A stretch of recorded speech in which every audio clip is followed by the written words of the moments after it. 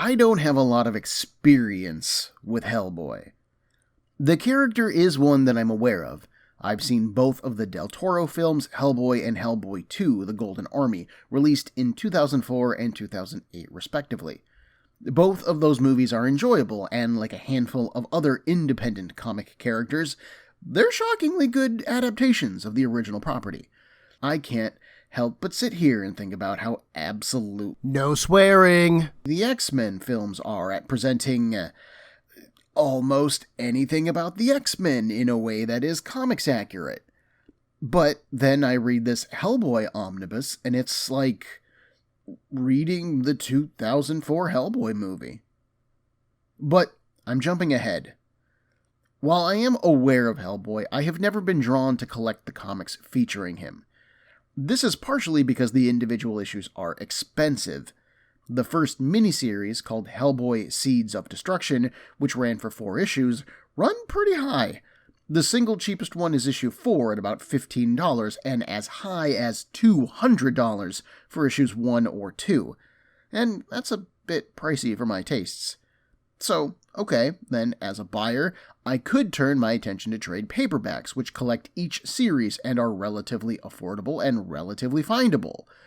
But there are 13 Hellboy trades, 2 Hellboy in Hell trades, 5 Hellboy and the BPRD trades, 3 graphic novels, 5 one-shots, as well as 5 volumes for the BPRD spin-off miniseries, which don't feature Hellboy himself, but explore the world and the characters around him. That is a lot. That is over 50 trade paperbacks, and thanks to the way that I like to assemble a collection, that means working each individual story together into a workable chronology. I won't lie, that's too much work for me to do about a character that I'm barely interested in. Add on top of the fact that, and please don't crucify me for this one, Internet, I am not a big fan of creator Mike Mignola's artwork. I look at Hellboy and see a daunting series that I am not in love with, that costs too much money, and so I stay away. Hellboy goes in the not for me column, and I return to my corner of comicdom, where I am content and happy to explore. But I have a friend at my paying job who is also into comics, and we have bonded over our mutual love for Hickman's current X-Men books, although we're generally light years apart in every other facet of comic fandom. One day he asked me if I was interested in Hellboy at all, and I said basically no, but I also had never really read the comics. And he offered to let me borrow one of the omnibuses. And I will almost never turn down an offer to read a stack of comics for free. I might be an idiot, but I ain't stupid. I recently finished reading that slab, and while I'm not going to go for a breakdown for the whole thing, as that would take us weeks, I did want to talk about it a bit. So, my name is Ben, and this is Comic Book Breakdown episode 14, Hellboy Omnibus 1, Seeds of Destruction.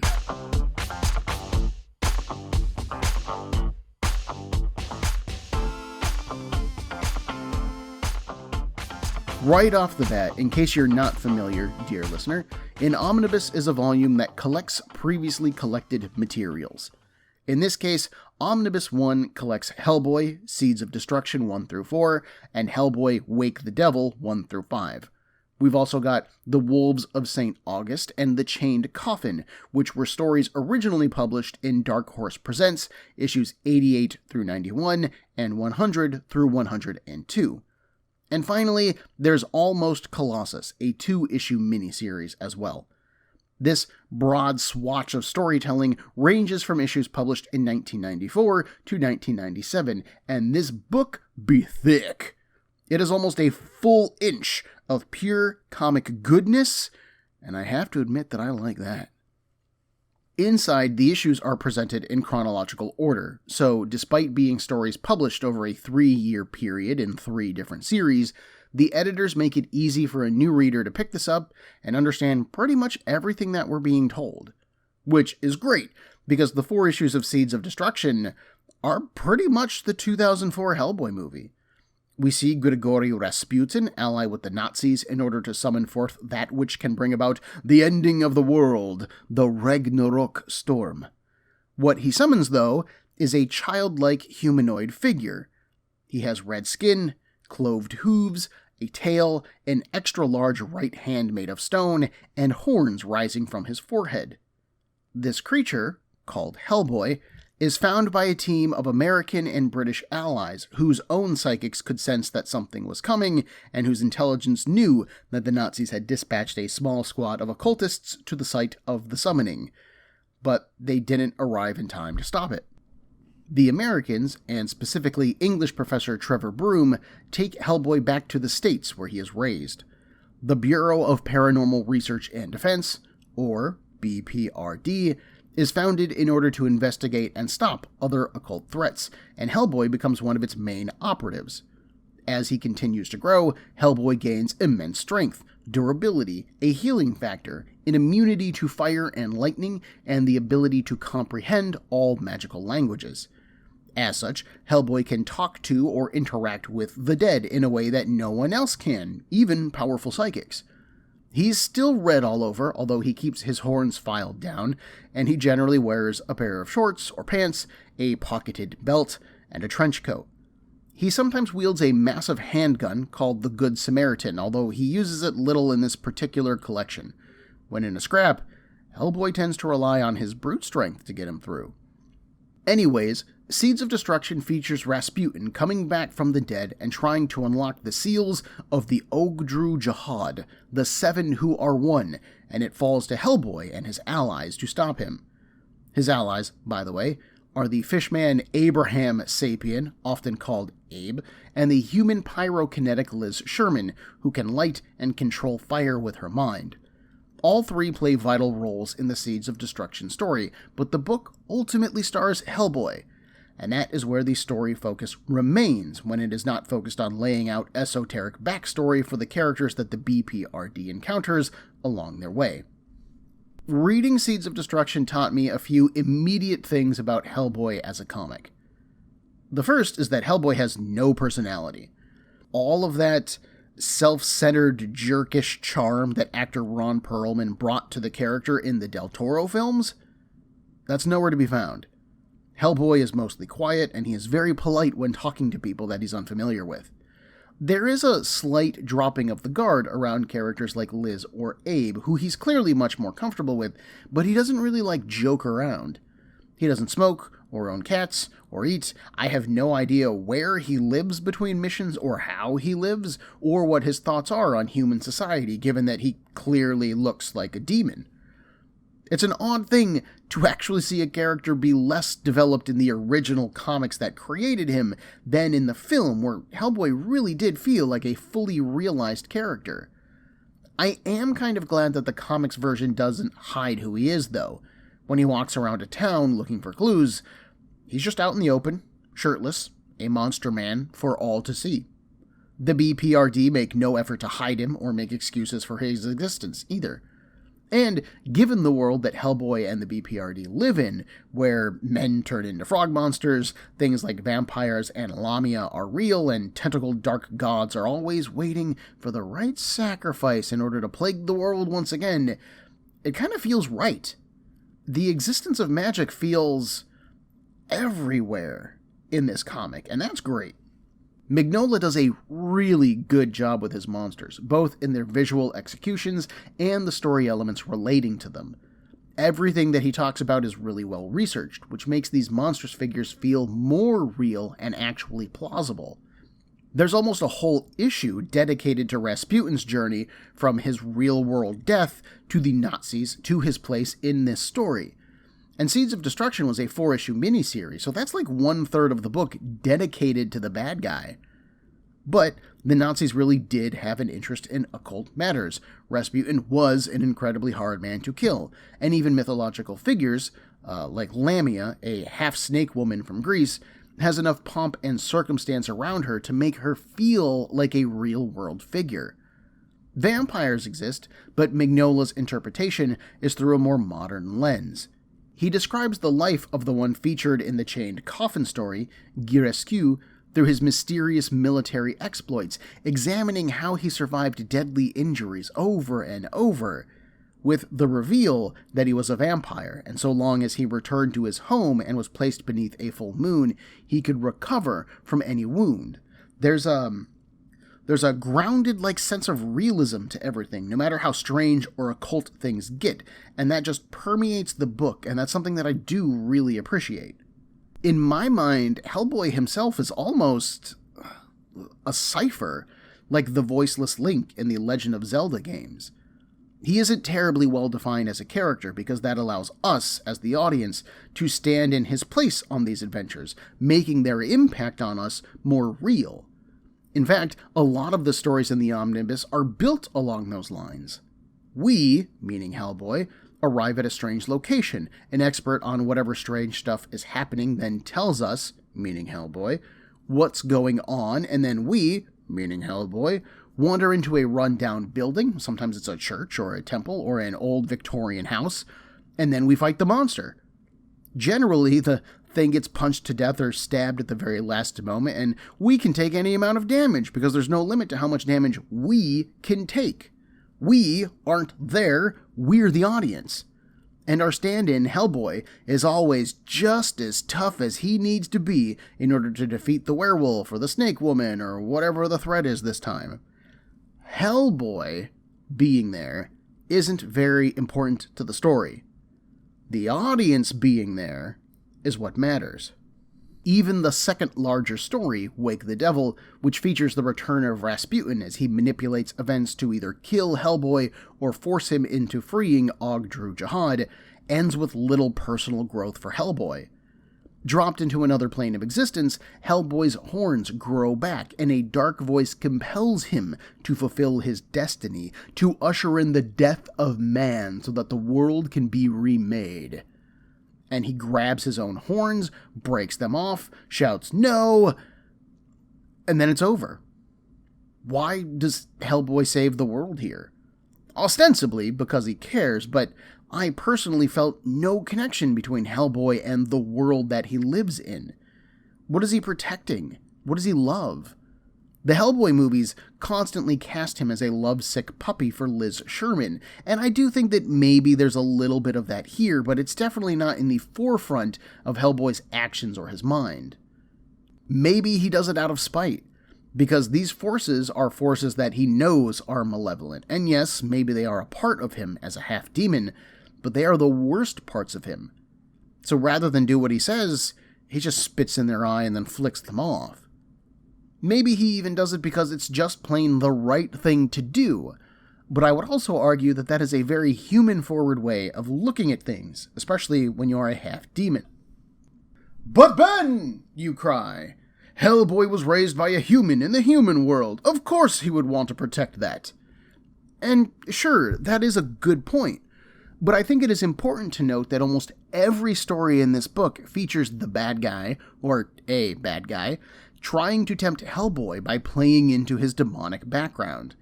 He is half-demon, and if the world feared him the way that the movies portrayed it, then there is a lot of character growth to be found in protecting a world that hates and fears you.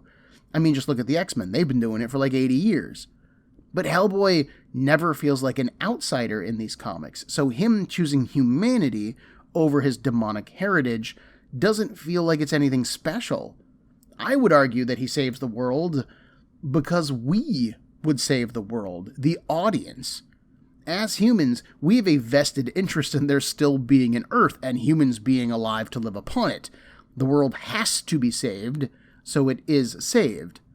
But Hellboy, as a person, making a decision, barely plays a role in that event. The two-part story, Almost Colossus, barely even has Hellboy in it at all. During the BPRD's investigation into Girescu Castle, Liz and her particular squad infiltrate an abandoned castle and find a homunculus, a human body made by science and magic. This homunculus has a small open chamber in its chest, about where its heart should be, and Liz kinda gazes at it for a moment. Then she reaches out and kind of wills her pyrokinesis into it. The homunculus comes to life, escapes, and, lost and confused, steals a massive metal crucifix from a church in a lightning storm, hoping to electrocute itself. But it is found by another homunculus, who wants to work with its new brother. The pair go back to Big Bro's castle and discover that he thinks homunculi are the future of the world and better than humanity, so he has been stealing bodies and melting them down. He then casts them into a gigantic body, and now he wants to merge with it, and he invites his brother to do the same. Together, they will become a new god and tear down the world of man. Meanwhile, Hellboy and Professor Kate Corrigan are investigating those stolen bodies. They head to the mysterious castle, Kate gets kidnapped, Hellboy charges in and starts fighting people. Big Bro jumps into the homunculus stew and becomes a really big bro, and he beats the ever-loving crap out of Hellboy. But it's younger Bro who pretends to want to merge with his older sibling, and so he gets eaten by the giant. Younger Bro then uses the fire powers that he inherited from Liz to melt really Big Bro from the inside, and Hellboy heals in time to be like, "Oh, that's weird." Hellboy and Kate then take young Bro back to the BPRD, he gives his spark back to the now dead Liz Sherman, she comes back to life, and everything is good. But did Hellboy need to be in that story? Does this story examine Hellboy's character or his relationship with Liz? Or how he even feels about these artificial beings as one more thing that is inhuman? No. He punches things until the problem resolves itself, the only decision he makes being the one to save Liz, and name the younger Bro as Roger. This, to me, is the main reason that I can't get into the Hellboy comics. Because the world that Mignola and his creative partners have built is amazing. Honestly, I can't say anything less than that.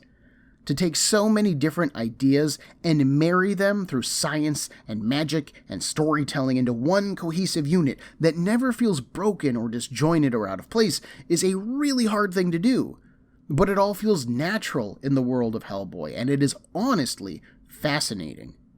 But Hellboy himself isn't interesting at all. The only arc here is how does a guy who basically just punches things defeat magical sorcerers or god-born vampires or tentacle-mouthed frogmen who spit acid? And the answer to that question is generally by hitting it really hard. There's some interesting back matter to this omnibus where Mignola through his original sketches and talks about how he created Hellboy, and one thing there really stands out to me. Mignola says that he wanted the stories of Hellboy to invoke the old adventure serials that existed in the mid-1900s, the very same thing that inspired George Lucas's vision of Indiana Jones, these world-spanning, exotic locale-exploring, wisecracking, hero-starring type of stories. But he also says that he couldn't stand those original stories, and here I am feeling the same way about Hellboy. Like, if you hated the original versions, then why would you try to recreate them? Indiana Jones at least has some charm and attitude to him, and his adventures were exciting because he was human. Even a mildly magical threat was honestly life-threatening to him. But Hellboy has the added power of being basically Bamfin magic, so when an Iron Maiden grows to giant size and bites into him with sword-length teeth, almost cutting him in half, and then in the next panel he's fine, well, that's not exciting. There's no danger to Hellboy himself, although the human agents of the BPRD get killed at a pretty fast rate in this book. To be fair, if we're casting Hellboy as an audience stand-in, then we aren't in any danger either. So long as the narrative ends in a satisfactory way, we're happy. So I can understand why people wouldn't be bothered by this facet of the storytelling. Like I said, the stories themselves are really interesting. Like, I keep wanting to type fascinating as I talk about it, and I think that's the real key here. These stories make me want to research ancient sites and lost gods, and I said this earlier, but I'll say it again, that is this book's greatest strength. I'm reminded of when I was a kid playing in the woods, and every dark corner could house a monster, or the right rock could be a place where a mad sorcerer had planned to sacrifice a princess. You just never knew, because this stuff could happen anywhere. And, of course, I would be remiss if I didn't gush over Mignola's artwork for a bit. I said earlier that I am not a fan of his artwork in general, and I'm not. Mignola's artwork tends to be very flat for me, with a heavy emphasis on pure black spaces and blank eyes and expressionless faces. Telling me that Mike Mignola is going to be on a comic book isn't something that is ever going to sell me on buying that book. But that also doesn't mean that I hate his artwork either. Mignola is a master at what he does, and the work that he does here is excellent. Making Hellboy all red is a smart choice, as the color palettes of these stories tend to run in black, gray, blue, or some combination thereof, maybe a dark purple every once in a while. That makes Hellboy, whose clothes are frequently destroyed on his adventures, really stand out. No matter how confusing or dark a page might be, we can always find Hellboy, right in the thick of things, and that is some great visual shorthand. As I've said before, Mignola's monster designs are great. They're very simple, like, the werewolf looks like a werewolf. Lamia looks like a snake woman. But the thing that I like about them is that they look inhuman. They really look monstrous. Too often in media portrayals of these concepts, they're prettied up so that they can sell better, because, who doesn't like a sexy snake lady? But then they aren't scary anymore. Every monster in this book is frightening and gross, whether that's the hunched-backed, bumpy-skinned frogmen, or the writhing, tentacled mass of Sadu Hem, or the living skeleton of Old Man Girescu. Mignola excels. I also found that his shadow-heavy style really allowed him to excel with things like explosions, and there are a lot of those here, as well as things like old ruins and castles and stone statues. There are lots of fallen walls and broken castle towers, and they all look gorgeous, both foreboding and beautiful. Again, my inner child wants to climb through every nook and cranny of these places. It's this great abandoned building vibe going on. Too bad that in the world of Hellboy I would be eaten or sacrificed or something. While Mignola's landscape or establishing shots are lovely, they're also kind of infrequent. Once a fight scene begins, that's generally the only thing on the page, leaving Hellboy wrestling with a beast over a shadowed background, or a solid colored panel of dark blue or green or something. I actually do think that the limited color palette helps this book, as it really sells the kind of darker nature of this world, and as I mentioned earlier, it also helps keep our attention on Hellboy as the only bright red thing in a scene. It is a bit strange how dark everything is, like a bright sunny day casts sharp pure black shadows, or a military presentation inside of a facility is still filled with dark rooms and a severe lack of light bulbs. It does tonally fit the stories that Mignola is telling and the world that he is building, but for me, it's also a stylistic choice that keeps me away. When Connor suggested that I read this omnibus, I jumped at the chance to dive into the world of Hellboy. It is honestly the exploration of different worlds that I enjoy when reading comics. That's why I like diving into large and strange stories, enjoy hunting for connections between books that I've never read before, and I did enjoy reading this book. Mignola builds a world unto itself, and that world is strange, dark, and interesting, utterly fascinating and immersive. But, like Mignola's artwork, the characters feel flat and are generally uninteresting. There are small character moments that try to shine through, but they're surrounded by so much darkness that they end up being drowned out. Liz Sherman gives her powers to Roger the Homunculus because she fears her powers and the lack of control that she has over them, but that's the only moment when she makes any personal decision in this book. Hellboy chooses to save the world, and specifically humanity, but his reasons for doing so feel underdeveloped or unexplained to me. Despite these problems, I feel like the shadows of this comic have clung to me like a fog. I want to love these stories more than I did, and that is something that also interests me. I think I might need to rewatch the Hellboy movies. But this is comic book breakdown, so that doesn't really help me here. What are we talking about next week now that we just blitzed through 300 pages of Hellboy? Well, I'm still feeling those shadows. I'm still jonesing for some more monsters to stop. I still want to wonder about what makes a monster and what makes a hero. Perhaps even more important than those ideas, though, I want to explore whether or not it even matters. Join me in a week for Comic Book Breakdown episode 15.1, where I begin breaking down Batman 3 Jokers. Everyone, there are a million podcasts vying for your time and attention, and I'd like to thank you for listening to mine. If you would like to get in touch with me, to share a concern, request a series, compliment me, berate me, whatever you like, send me an email at cbbreakdown@gmail.com. Otherwise, thanks for listening.